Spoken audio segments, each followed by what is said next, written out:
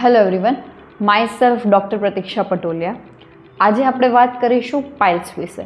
Vote are the piles, what are the symptoms of the piles and what are the treatment option for the piles. Right.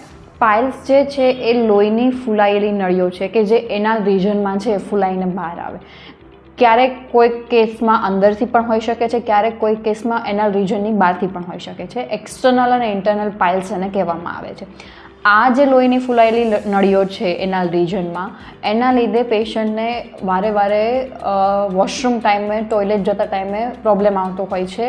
એ લોહીની નળીઓમાં pressure આવવાથી pain આવે છે, ઘણી વખત bleeding થતું હોય છે અને સ્વેલિંગ પણ રહેતું હોય છે ઘણા કેસમાં.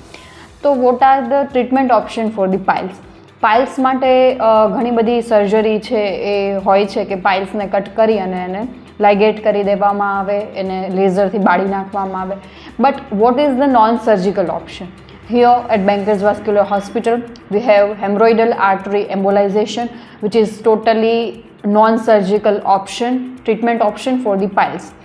આમાં આપણે એન્જિયોગ્રાફી કરી અને જે પાઇલની નળી છે એને આપણે પાર્ટિકલ્સ ઇન્જેક્ટ કરી અને બંધ કરી દઈએ છીએ કે જેના લીધે પાઇલ્સને લોહી મળતું બંધ થઈ જાય છે, કે જેના લીધે પાઇલ્સની જે નળીઓ છે સુકાઈ જાય છે અને પાઇલ્સ છે સુકાઈ જાય છે અને ઇવેન્ચ્યુઅલી સિમ્ટમ્સમાંથી રિલીફ મળે છે.